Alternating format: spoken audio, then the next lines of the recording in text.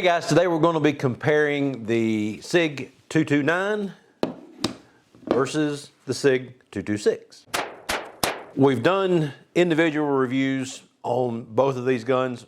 Both of these guns are 40 caliber.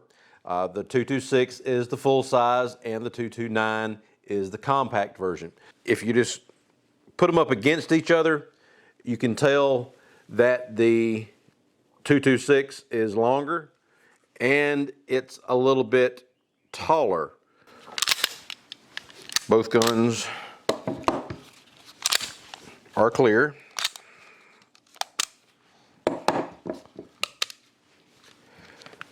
So from the tip of the slide to the end of the beaver tail here on the 226, it's 7 3/4 versus right at 7 inches for the 229. So the 226 has got 3/4 of an inch more length than the 229 does. And from the top of the slide to the bottom of the magazine is 5 3/8 on the 226 versus about 5 3/16 or so on the 229. So a little less than 1/4 of an inch taller and 3/4 of an inch longer. So the widest point on both of these guns is right here at the top of the grip, and 1.444 versus 1.417. So it's just minimally skinnier on the 229 than it is on the 226, and I mean your eye really can't pick up that small amount of difference on there. The guns have the same grip on them. Both of them have the one-piece grip on it versus the side panels and the back strap. This is just a one-piece grip. Mechanically, both of them are the same. Slide lock, decockers here, takedown lever. This one, of course, is a little bit older model. It does not have the rail on the bottom of it like the 229 does. This was one of the first ones made here in the US, and it's got a German frame and a slide that was made in the US. So this one did not have the pick rail on it. They didn't add that until years after they started it. This one was made in 2006. This one was made in 2015. The action, they're both single action, double action, and we'll do a quick test on the trigger pull to see if there's any difference between the two. So for the 226 in double action, 7.71.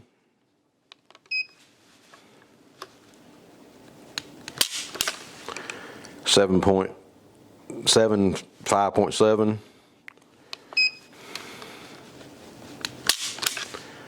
6.8.1. So for an average of 7 pounds, 1.7 ounces on the double action.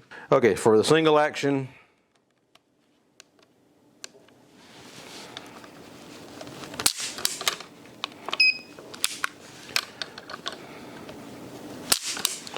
£3 pounds, 3.3 ounces.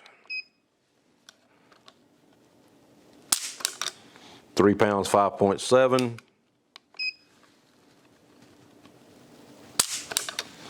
3 pounds, 15, for an average of 3 pounds, 7.9 ounces for the single action trigger on the 226. So you go from a little over 7 pounds for the double action to almost 3.5 pounds on the single action trigger. So let's test that in the 229.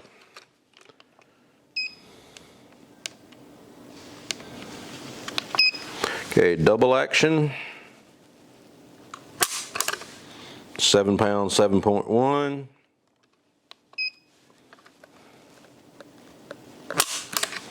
7 pounds, 7.4. 6 pounds, 13.3, for an average of 7 pounds, 3.9 ounces.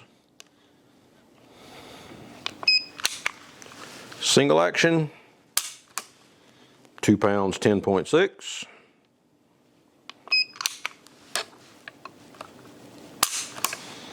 3 pounds, 4.2.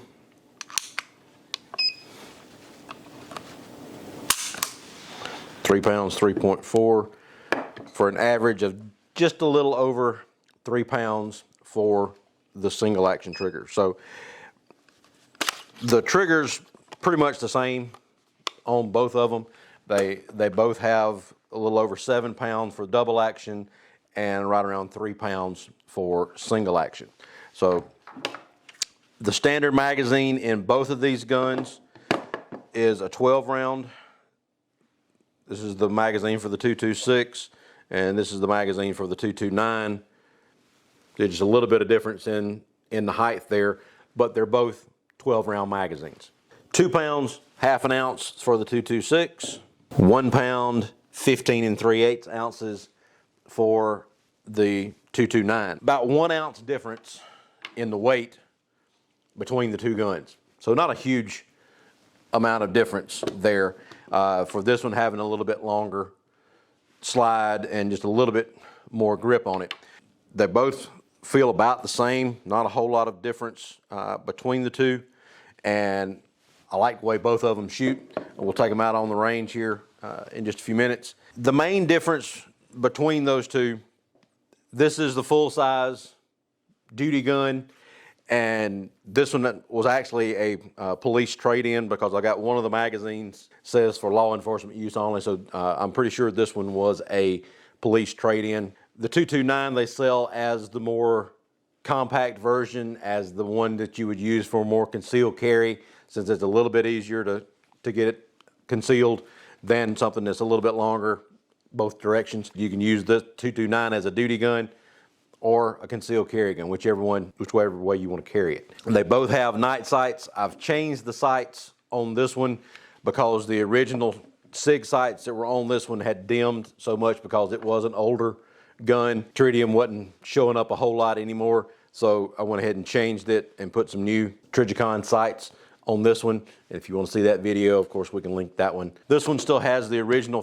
factory SIG sights on it, but it is night sights. The guns are pretty similar, as you can tell, is from the dimensions and from trigger tests and all that. So let's go out and shoot them a little bit, see if there's any difference in the way they shoot. We're going to be using some PMC bronze, and this is the 165 grain full metal jacket flat point ammo. So got 12 rounds loaded up in each one of the magazines. We'll do a couple magazines of each. So let's start with the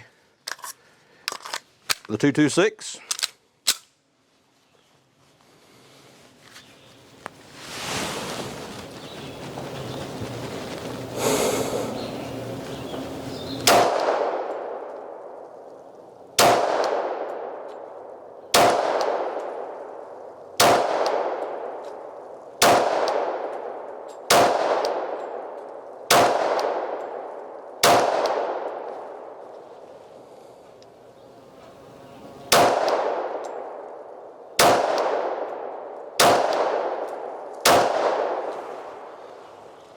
Okay, trigger's nice in this one.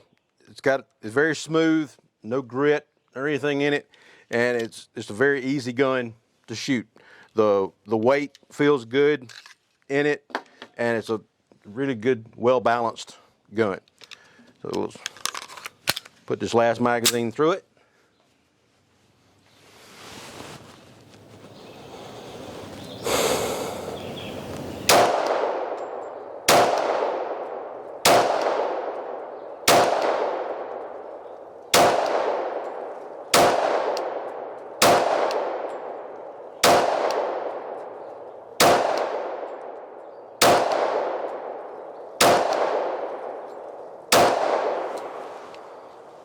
Okay.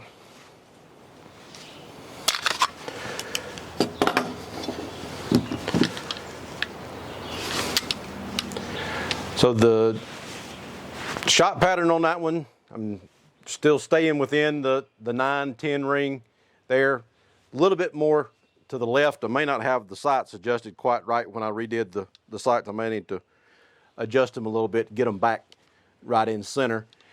But the gun itself, it shoots really well. I like the way the gun feels. Got a very nice trigger on it, and all around good gun. So let's do the 229.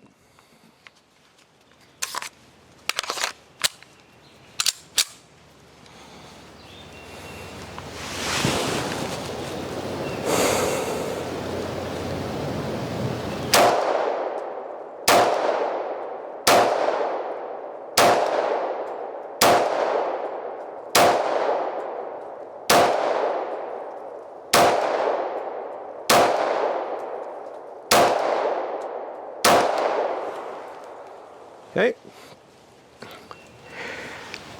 Feels about the same as the 226 did.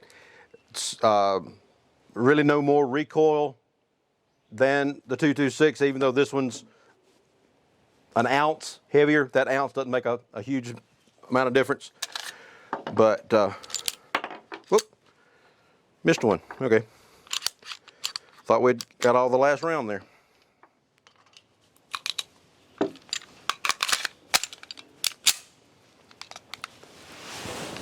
To the last one out of this one. Okay, there we go.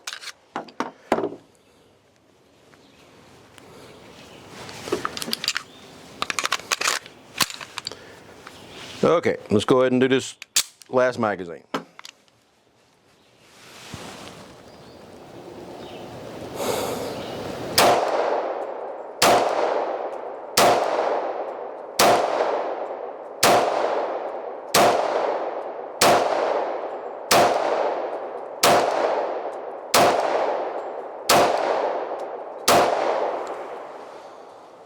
Okay, just based on the target, I actually shoot the 229 better than I do the 226, but it could be, like I said, that I just need to adjust the sights a little bit where I change the sights. I may need to move them around a little bit. They may not be exactly centered. When I was shooting the 226, the majority of these shots over here were the 226, and then there was like one in the bullseye for the 226. The 229 was all these in this area here, so I was a little more accurate with the 229 than I was the 226. Either one of them very good. I had the one that I pulled down here into the 8 ring, but everything else in the 9 and 10 ring and bullseye there, so I'm very happy with either one of those guns. Both of the guns shoot really well. Very nice triggers in either one of the guns, and just really a pleasure to shoot. If you're looking for a good handgun and you like the hammer fired guns versus the striker fired, like everything pretty much on the market is these days, then check out the 226 or the 229 and you'll be happy with either one that you choose. So check out double eagle gunworks.com, like and subscribe down at the bottom, and we'll talk to you later. Thanks. Bye.